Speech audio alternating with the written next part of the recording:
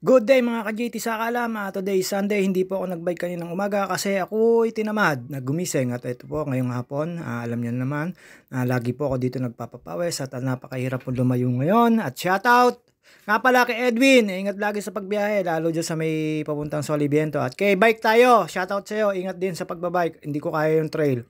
At ayan, naisipan ko po uli ngayong hapon magpapawis at pumanik po ako ng papuntang forestry. Diyan naman po ako umikot tapos inikutan ko yung basketball court dyan na marami naglalaro na covered court at ayan po yung forestry. Nakita ko po sila ate, medyo natatakot kasi parang may bubuyog silang makikita dyan. At ayan, diretso lang po tayo dyan sa pa-forestry po yan.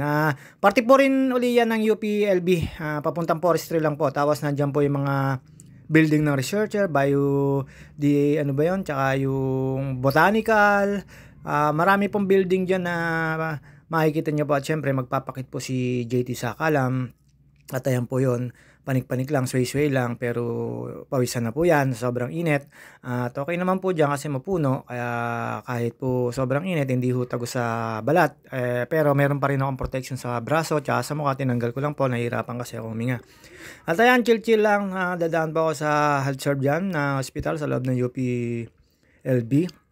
Kapanik po yan, papunta akong forestry, tapos ayan, dinaanan ko yung tennis court, ayan po yung sinasabi ko sa inyo mga building na pang researcher na mga ano ho dyan sa UPLB, syempre UPLB Los Baños po yan.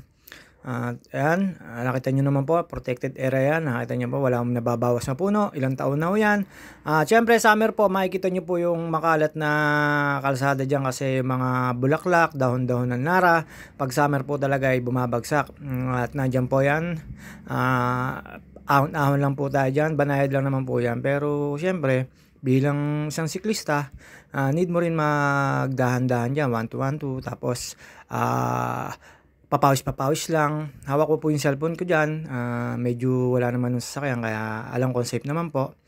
Lumilingon po muna ako tapos tumitingin sa malayo pagka yung magbibideo po ako para safe po. Ayan.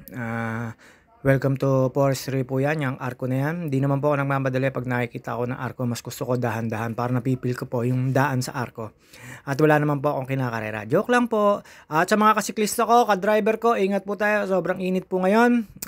Lagi po tayo mag-iingat at konting pasensya po at pangunawa sa highway. Huwag na ho tayong argumentuhan. Kung may konting diferensya, tayo na ho ang magbigay para wala ho tayong aberya or alam nyo na sa kalsada para walang awayan.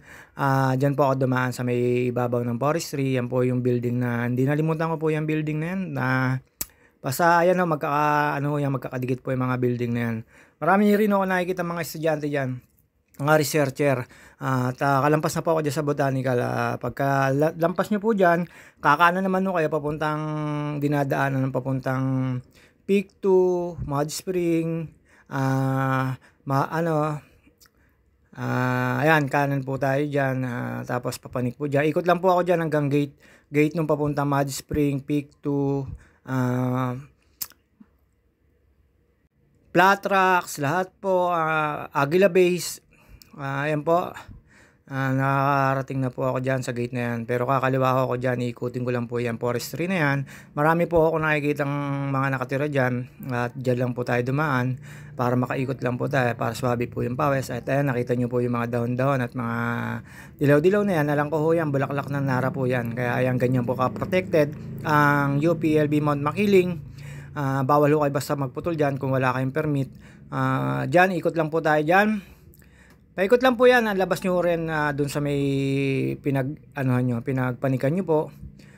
Parang marami hong bahayan dyan. Ayan, dahan-dahan lang po tayo dyan kasi haba-haba rin hong lusungan yan. Dyan po, ayan, may bahayan na po dyan, ikot na yan. Napakalamig na po dyan, kaya relax na po ako dyan. May mga nagja-jogging po ng mga taga dyan at meron po mga dalang may aso. Minsan, napaka-peaceful po dyan, tapos napakasarap po mag-ride. Wala pong stress, wala pong mga sasakyan. Kayo na lang po iilag sa mga tao. Sa mga sasakyan, kayo rin po iilag. May disiplina po lahat dyan. Hindi ko lang po alam kung mga may foreigner pa rin po dyan na researcher o ano. Pero kalimitan ko po nakikita yung mga Filipino citizen po at Filipino citizen. Philippine citizen na lang po. Ayan. Pagka kaliwa nyo dyan, makikita nyo na ho yung covered court. At wala akong naglalaro ngayon kasi meron mang alagay na mukhang may event na mangyayari. Ayan po yung kung mapapansin nyo na wala na ho yung court sa Baker Hall, dito ko nakikita lahat yung naglalaro dyan ng basketball sa Baker. Pumapanik na ho sila dito sa may forestry.